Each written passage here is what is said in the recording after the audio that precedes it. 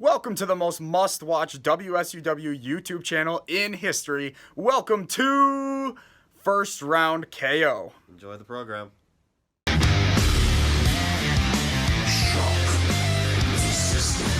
Ladies and gentlemen, my name is Howard J.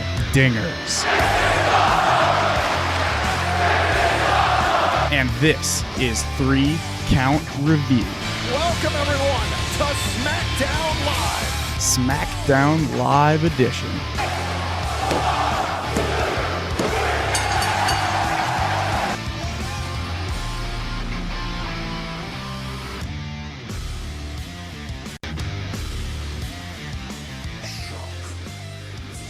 Ladies and gentlemen, my name is Howard Dingers, and welcome to the 3 Count Review presented by First Round KO, Smackdown Live Edition.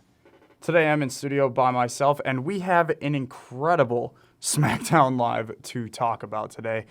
And normally I go in chronological order, but I think today warrants us going in the complete opposite order. We need to go, maybe not necessarily from the end to the beginning, but we need to talk about these big things first. So, first off, we're going to talk about everything that happened with AJ Styles, Daniel Bryan, and the WWE Championship, because obviously the biggest news coming out of the episode of SmackDown this week was what happened with the WWE Championship. And it greatly impacts what happens at Survivor Series this weekend. So, let's dive right in. We had the opening segment, and then we're going to jump to the end segment because this started and ended SmackDown this week. So we had AJ Styles in-ring promo, and he goes on to say how he has defeated every opponent that has been put in front of him since he won the title a year ago. But the only person that he hasn't beaten is Brock Lesnar. Obviously, he gets that shot again this Sunday. We'll see about that. Paul Heyman kind of walks through the crowd, and the camera cuts to him, and he's wrestling with Greg Hamilton for a microphone, the ring announcer. And, he's trying to get a mic, and AJ Styles sees that happening and, says, hey, you know what, give him a mic. Let's see what he has to say. Heyman says that he came here tonight to tell Styles that, again, there's no one Lesnar wants to fight more than AJ Styles. Then, when you think about all of the legendary workhorses in WWE, you have to put Styles on that list. Styles is just this close to being number one behind Daniel Bryan. Paul Heyman says, we know we will never see Lesnar in the ring with Bryan, and Styles isn't a consolation prize, but still. Heyman congratulated Styles for being the second best in-ring performer in WWE. Styles says that he knows what Heyman is trying to do, but it isn't going to work. Styles says he tapped Bryan out 2 weeks ago, and he's going to do the same to Brock this weekend. This Sunday is going to be all about AJ Styles, but this brings out Daniel Bryan. Bryan says that he isn't quite sure why everyone's talking about him when he's not in the main event. Well, when he's not in this title match, I guess. And Daniel, he says what Styles said is true. You did tap me out, but AJ, if you keep bringing up my name again like that, I'm gonna punch you in the mouth. Simple as that. Styles says he thought they hugged this out. And then Styles says, oh, so I can't say your name. So if someone asked me who the best technical wrestler in WWE is, I can't say Daniel Bryan, which I don't know what AJ thought was going to happen, but he said his name. Daniel decked Styles right in the face. This turned into a brawl between the two. Shane McMahon and a few officials come out to the ring to break everything up. Then we go backstage, and we have Shane in a screaming match with Daniel Bryan. They're just yelling at each other. Nothing is even comprehensible. They're all just yelling. And then AJ runs in again. They kind of throw a couple fists, but they're separated enough where they don't get into another fight. And in the shouting, you can hear AJ say that he wants to defend the title tonight. He said, "Put the title on the line. I just want to fight Daniel." And then towards the end of it, you can hear Shane saying, "Yup, fine, you got it. You'll defend it tonight. Championship is on the line." And this was just this was only like a 10 or 15 minute segment. Super crazy, quick, action-packed opening segment that just kind of left everyone going like, oh, what? This is awesome. This is amazing. A great start to SmackDown. And I have to be honest, I toot my own horn a little bit here. As soon as they announced this match, I knew who was going to win. I just, in my mind, I was, I saw that they announced it, and I said, oh, Daniel's winning. Oh, Daniel's going to win the championship. Holy crap. And then they, throughout the show, they were telling this story about how Miz is now the sole team captain of the Survivor Series. Daniel, because of his actions, is off of the Survivor Series team. They think he's too hot-headed. They think he's not in it for, the quote-unquote right reasons or whatever. So then, skipping everything, we're going to come back to the rest of the show in a little bit, but I want to talk about this first. The WWE Championship match, Daniel Bryan versus AJ Styles. Now, I'm not going to go through it spot by spot. If you want to go watch the full match, I strongly recommend it. It's Daniel Bryan versus AJ Styles. Like the second time, this is the third time, and it's, again, a fantastic match, so I recommend going to watch it. But towards the end of the match, AJ Styles goes for a phenomenal forearm. Daniel Bryan ducks the phenomenal forearm. He gets out of the way, and AJ, through his momentum, hits the referee. The referee is then down. They show Daniel Bryan in the corner after he ducked the phenomenal forearm, and he realizes that the referee is down. He runs at AJ Styles, and he kicks him in the groin. Kicks him with a low blow. Everyone in the crowd was just like, what is going on? And AJ's down. The ref finally gets up, and he's looking at AJ like, what's happening? Why are you down? And Daniel's just sitting in the corner. He knows what he did, and he starts to get that look in his eye, and he feels it, and he's kind of rocking back and forth. AJ finally stands up, and Daniel hits AJ with the running knee. 1, 2, 3. And new WWE champion, Daniel Bryan. This had me, you can ask Connor, who we came into the podcast afterwards. I was just hysterical. I was freaking out. I am not even a big fan of Daniel Bryan. For whatever reason, I've never connected with his character, not even his first run in the company before his retirement. But, I respect him as a wrestler. But, this makes me interested in Daniel Bryan. This is actually a new story arc. They ruined him and his face run since him coming back from retirement. They just did nothing with him.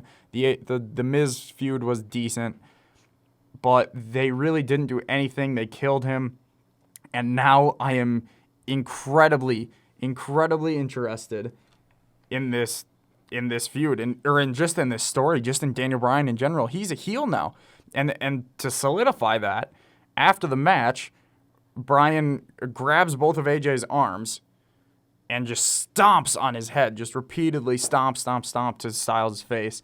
And then he slicks back his hair. He kind of goes back. He slicks back his hair, and he's just got this maniacal look on his face. He's just smiling. This look that, I know what I'm doing, and I love it. I love what I'm doing right now. I really love, obviously, we've only had it for 10 minutes of TV time, but I love this heel Bryan so far. This is just amazing, and he cradles the WWE Championship in his hands and, continues the beatdown on AJ, and then the show goes off air with him just cradling the WWE Championship. I'm super excited for this heel character, and now, I haven't even brought it, now we get, instead of the rematch between Brock Lesnar and AJ Styles, now we get a dream match that apparently was supposed to happen back in 2014, never happened, but now we get a dream match that we never thought we were going to see.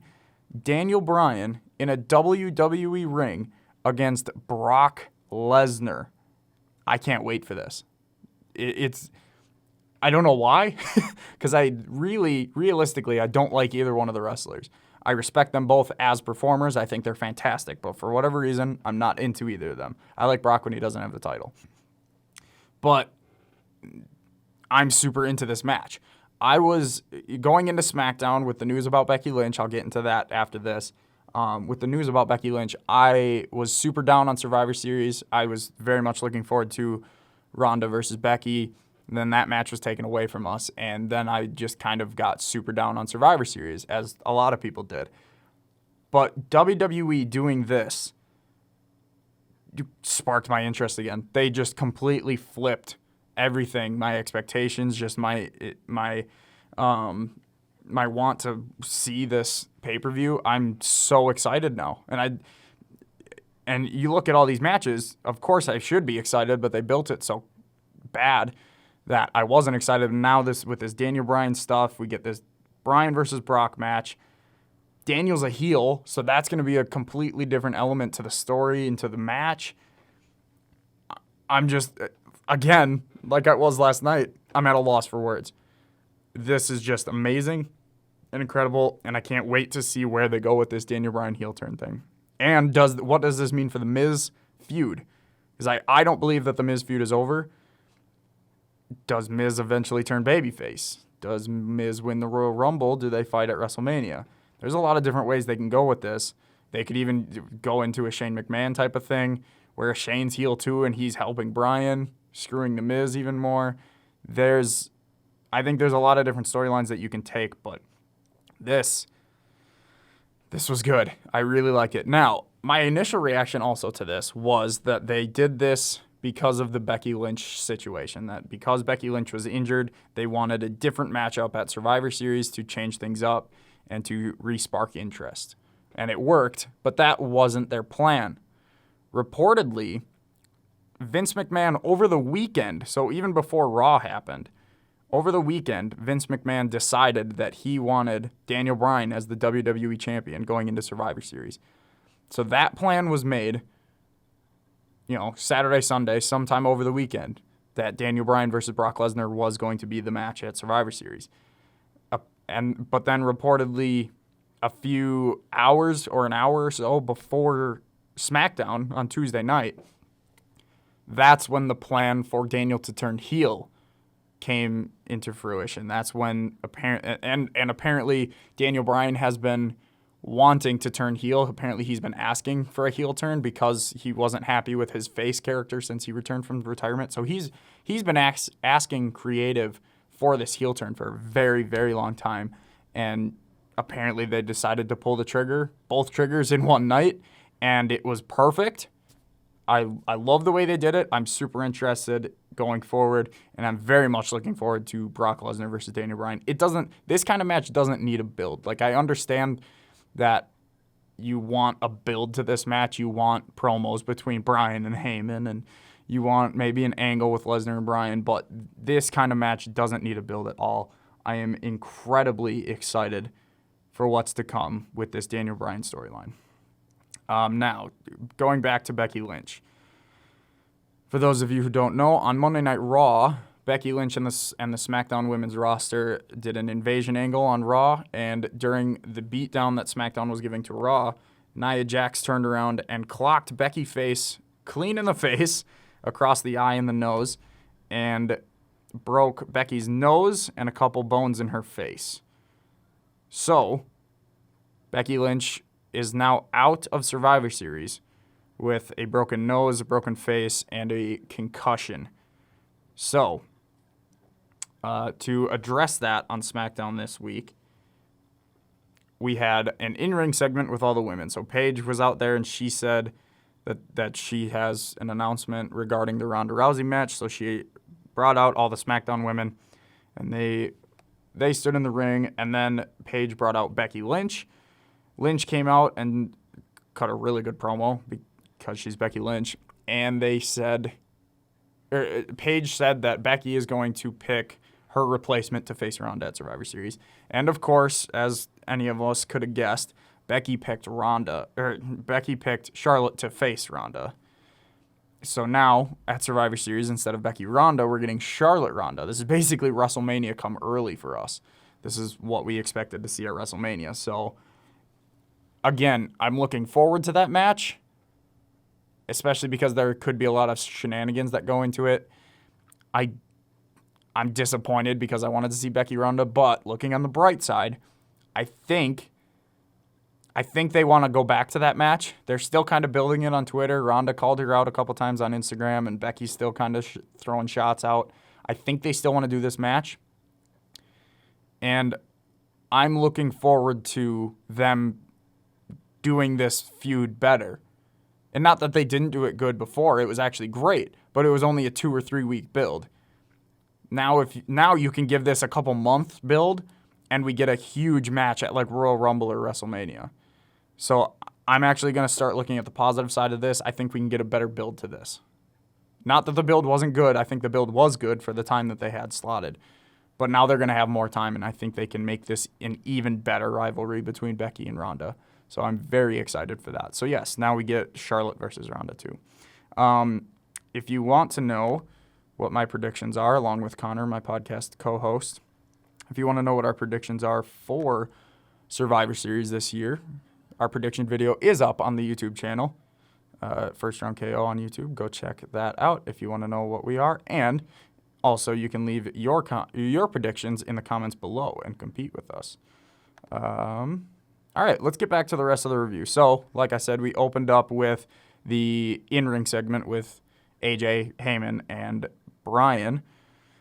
So then after that, we had a match. Jeff Hardy versus Andrade Cien Almas. This eventually became a qualifying match for the Survivor Series team because this around here is when they announced that. Oh, it was right after this. Right after the match, Paige told Miz that Bryan was off the Survivor Series team. Miz is the sole captain now, and Miz picked the winner of this match because that just makes sense. So I'll get into that in a sec. So Jeff Hardy versus Andrade Cien. Decent match. Jeff Hardy doesn't look too great right now. I really want him to take some time off. He looks like he looks like he's hurting. But credit to him, he still looks good. So, towards the end, we got a twist, almost reversed the twist of fate into a spinning back elbow. That spinning back elbow was amazing. Andrade looked amazing here. I need to address that. Andrade Cien has looked amazing in every match that he has been in since coming up to the main roster, but he's barely won any. So they need to start giving him something. He will continue to look amazing, but eventually, if he keeps losing like this, we're going to stop caring, is what it's going to come down to. So, yeah. And then Hardy kicks out. Kicks out of the back elbow. Almas sets up for the hammerlock DDT, but Hardy reverses it into a twist of fate and hits the Swanton Bomb for the win. Jeff Hardy wins. This prompts Miz to pick Jeff Hardy to be the newest member of Team SmackDown. And Miz also says that he doesn't want Rey Mysterio on the team because Mysterio was Bryan's pick. But Paige tells Miz if he wants Mysterio off the team, he'll have to beat him. So we're getting a Miz versus Bryan match, or Miz versus Mysterio match. Before that match happened, we had a backstage segment. Shinsuke Nakamura saying that he is upset because Seth Rollins doesn't care about him. Nakamura says all he has been thinking about is Seth Rollins. He pulls up his phone and he's got his headphones in and he's watching Seth's promo from Monday night. That was great. Rollins broke Nakamura's heart, so at Survivor Series, Nakamura is going to break Rollins' face. Shinsuke's great. I can't believe they're not doing anything else with him. I hope to God that they give him a good feud after this. So I'm hoping. I have my fingers crossed. So then after that segment, we got Miz versus Mysterio. Good match. These guys actually have really, they have two completely different wrestling styles, and it meshes really well together. So their two matches together in the past couple weeks have been very good. And, we had, let's see here. Mysterio tries to go for a frog splash. Miz gets the knees up. Miz rolls up Mysterio with a kick out, but then Mysterio rolls up Miz and gets the win on a roll up. Ray wins and ultimately stays on the SmackDown tag team, the SmackDown Survivor Series team. After the match, Randy Orton hits the ring and tries to RKO Rey Mysterio. Mysterio dodges that, but then Orton RKOs Miz anyway. So I think they're definitely going to be going with a Ray versus Randy Orton type of thing. Love that, because Randy's basically going back to his Legend Killer thing,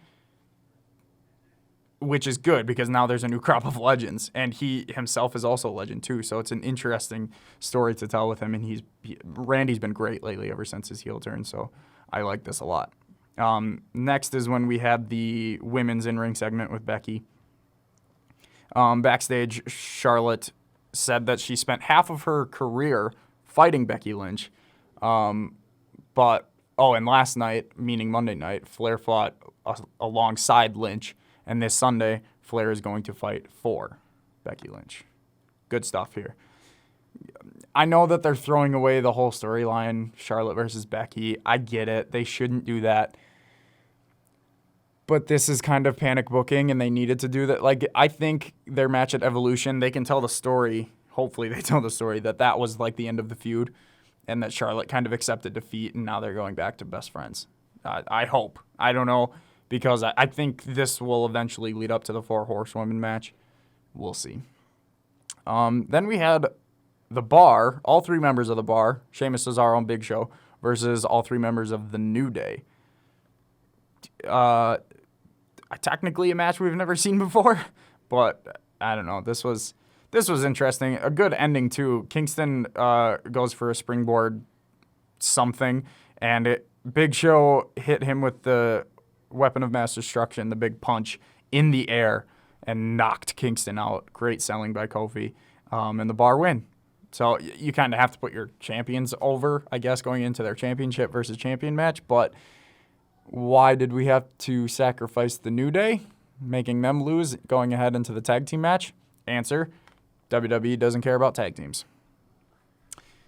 As we can tell by this next segment, too, they assembled the rest of their Survivor Series tag team by the Usos just gave the shirts to the other teams. You know, they went up to the Colognes. They said, La Familia. They went to the Good Brothers, and they said, we got your back for life.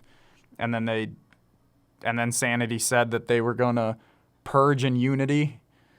I don't know. A lot of weird things happened, but they all got SmackDown shirts, and Usos said they were going to welcome Raw to the SmackDown Penitentiary. Okay, good line. Usos can do no wrong. And then we came to the WWE Championship match. That was the end of the show. Lots of stuff happening in this show. The majority of this show was AJ and Bryan. And that's really all we have to talk about. Those were the biggest things. Like, the 6-man match was very pedestrian. Miz versus Mysterio, pedestrian, just kind of telling a story, just needed another match on there. Hardy versus Andrade, not really needed. Again, telling a story that you needed to tell because now Bryan was off, so you needed someone else in there. But they didn't. They should have set that up before the match and said the winner of this match goes in, but they didn't. They just had the match and then said that Jeff got in. There's a lot of things other than AJ Bryan that they could have done differently on this show. But with all that said, this was still a really good show. Like, all this fast-paced and chaotic stuff on SmackDown is really good. And even this pedestrian stuff that they do on SmackDown is still entertaining, and at least they tell somewhat of a story. A lot of times on Monday Night Raw, they don't tell stories. They just do things for the sake of doing things, like Apollo Crews matches really have nothing, and we've been conditioned to not care about that kind of thing until he gets in an actual feud with someone. And SmackDown doesn't do that kind of stuff. Every match seems to either be telling a story within a feud or just within a story in itself.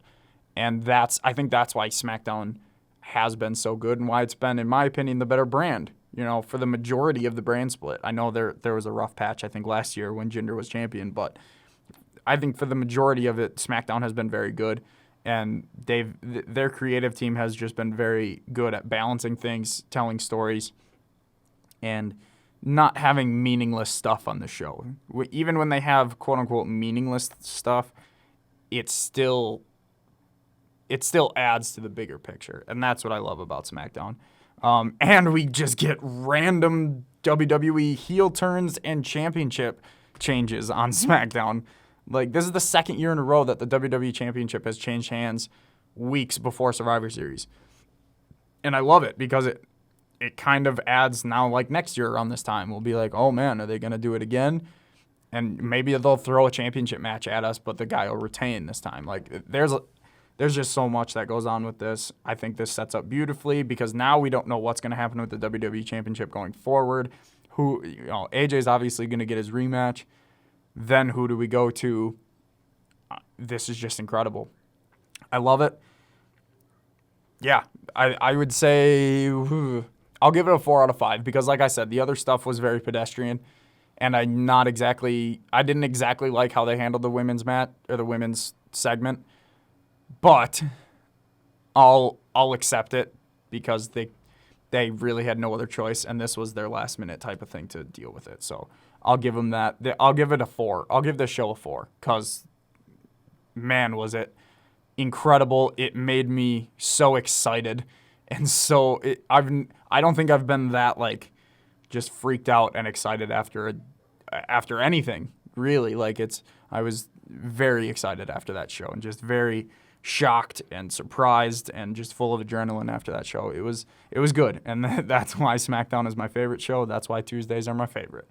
So, with that said, thank you all for listening. 3 Count Review is live here on 91.7 The Edge every Tuesday and Wednesday at 4 p.m. where we review Raw and SmackDown respectively. Thank you all for listening. You can also, if you missed some of the show, you can catch the full show on YouTube at First Round KO. I upload them later in the day every Tuesday and Wednesday. So, with that said, thank you all for listening. Thank you, everyone, for watching. Please like, comment, and subscribe. Give us a follow on Twitter. Links in the description down below. And make sure you listen to our podcast, First Round KO, on SoundCloud, iTunes, and Stitcher. Until next time, peace.